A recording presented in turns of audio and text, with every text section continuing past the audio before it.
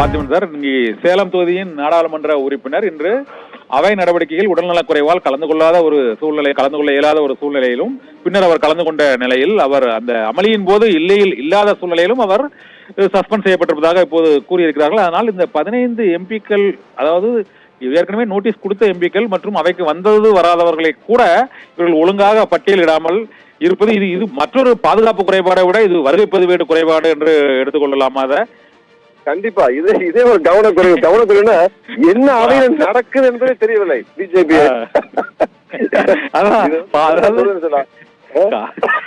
அவர்களுக்கு எதிர்கட்சிக்காக நசுக்க வேண்டும், அவையை விட்டு வெளியேற்ற வேண்டும். யாராக அந்த வாய்க்கு வந்தாலும் சரி, வராவிட்டாலும் வெளியேற்றப்படுவார்கள். இது அவங்களாம் முடிவு பண்ணிக்கிட்டாங்க போல இருக்கு. கண்டிப்பா பார்த்திபன் வந்து கண்டிப்பா அமளியில் ஈடுபட்டிருப்பாரு. காங்கிரஸ் எம்பிகளை வெளியேற்றணும் முடிவு பண்ணிட்டாங்க. இன்னொரு கேள்வி சார், நீங்க பழைய நாடாளுமன்றத்துக்கு இருக்கீங்க, அந்த புதிய நாடாளுமன்றத்துக்கு இருக்கீங்க. நேற்று இந்த அவையில அவங்க தாக்கல் தரப்பட்டு இருந்தீங்களா சார்? நேற்று பழைய நாடாளுமன்ற அவை வந்து மிக பாதுகாப்பாகவும் கண்ணியமாகவும் மிக ஒரு பாதுகாப்பா உணர்ந்தோம். சரி, புதிய நாடாளுமன்றம் ஒரு 5 ஸ்டார் ஹோட்டல் தான் கட்டிச்சுக்கிறார். அதான் மேல இருந்து அமர்ல கூச்சி நடந்து உள்ளே வந்துட்டாங்க. யாரும் உள்ளவங்க யாரும் வெளியே போலாம், அந்த மாதிரி இருக்குது. சரி சரி சரி. எந்த சந்தல பூந்து எந்த சந்தல வெளியே வருது தெரியல, அந்த மாதிரி வைத்திருக்கிறோம். நாடாளுமன்றத்தை ஒரு கேலி கூத்தாய் கொண்டிருக்கிறார்கள். இல்ல, பொதுவாக இது நம்ம திமுக, காங்கிரஸ் மற்றும் மற்ற எதிர்கட்சிகள் எம்பிக்கள் மட்டுமல்ல, மற்ற கட்சி எம்பிக்களுக்கும் இந்த அவர்கள் எவ்வாறு உள்ளே நுழைந்தார், அதாவது பாஜக எம்பிக்களுக்குமே சொல்றேன், இந்த 2 பேரும் உள்ள நுழைஞ்சி அந்த புகை வந்து ஒரு விஷ புகையா இருந்ததுனால இல்ல எல்லாரும் தான் பாதிக்கப்பட்டிருப்பாங்க. அதனால இந்த பாதுகாப்பு குறைபாடு விஷ புகையாக இருந்தால் எம்பிகளோட நிலை என்ன ஆயிருக்கு? ஒன்று இல்லை, வந்தவர்கள் இந்த டப்பாவை மறைத்து எடுத்து வந்தது போல ஒரு மிகப்பெரிய கத்தி ஆயுதத்தை கொண்டு வந்தால் நிலைமை என்ன இருக்கு யோசித்து பாருங்கள். இல்லை, சின்ன பிஸ்டல் கையில் எடுத்து வந்தால் நிலைமை என்ன யோசித்து பாருங்கள். எந்த அளவுக்கு அஜாக்கிரதையாக இருந்திருக்கிறார்கள் இதை நினைக்கின்ற போது மிகப்பெரிய வேதனையாகவும் கோபம் வருகிறது.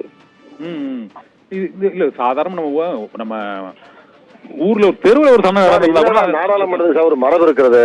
இங்க எதுவும் நாடாளுமன்றத்துல பிஜேபி எம்பிகள் அவங்க தொகுதியில கும்பலா கூட்டு வந்துட்டே இருக்கிறாங்க பஸ்ல. அந்த மாண்பு, அந்த மரணம் எல்லாம் உடை தெரியப்பட்டு அவர்கள் பிடித்தவர்கள் எல்லாம் உள்ளே அழைத்து வந்து காட்டுவதன் விளைவுதான் இதெல்லாம். அந்த பார்வையாளர் மன்றத்துக்கான கட்டுப்பாடுகள் வந்து ரொம்ப கட்டுப்பாடு இல்ல, கட்டுப்பாடு இல்லாத கறி கெட்டு போகுது. அதுதான் நாடாளுமன்றம் பிரேக் இல்லாத வண்டி போல் சென்று கொண்டிருக்கிறது. மூக்கனாங்க மாடு போல போய் கொண்டிருக்கிறது. எனக்கு இன்னும் இதுல நீங்க கொண்டதுல இன்னும் சுவாரஸ்யமானது என்னன்னா, பாதுகாப்பு குறைபாடு நேற்று, இன்னைக்கு வந்து கவனக்குறைவால வந்த எம்பி வராத எம்பி எல்லாத்தையும் சஸ்பெண்ட் பண்ணி எண்ணிக்கை காண்டி காட்டிருக்காங்க பாருங்க. ஒண்ணு இது சஸ்பெண்ட் செய்து சரித்திரம் படுத்த பாஜக. சரி, இன்னைக்கு இல்ல இந்த நோட்டீஸ் கொடுத்ததை எடுக்காததுக்கு ஏதாவது காரணம் சொன்னாரா சார்? சபாநாயகர் ஏதாவது காரணம் சொல்லிருக்காங்களா? ஒண்ணுமே இல்லாம காரணம் சார், எந்த காரணம் சொல்ல முடியாது. அதாவது இந்த நாட்டுல எது நடந்தாலும் ஒன்றுமே நடைபெறவில்லை என்பதை பதிவு செய்வதே கவனமாக இருக்கிறார்கள். நாட்டு மக்கள் தெரிந்துவிடக்கூடாது. நாட்டு மக்களுக்கு உண்மை தெரிய வேண்டும் என்பது எதிர்கட்சி போராடுகிறது. நாட்டு மக்களுக்கு உண்மை தெரிந்துவிடக் கூடாது என்பது பாஜக கவனமாக இருக்கிறது.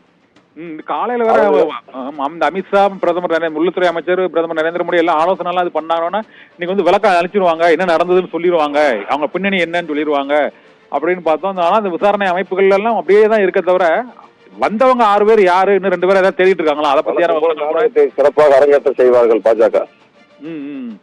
முழு விவரங்களையும் அவையில தெரிவிக்கிறதுக்கு அவங்களுக்கு இது இல்ல, கேள்விகளை எதிர்கொள்வதற்கு அவங்களுக்கு ஒருபோதும் தெரிவிக்க மாட்டார்கள். நன்றி சார். வணக்கம் சார். வணக்கம்.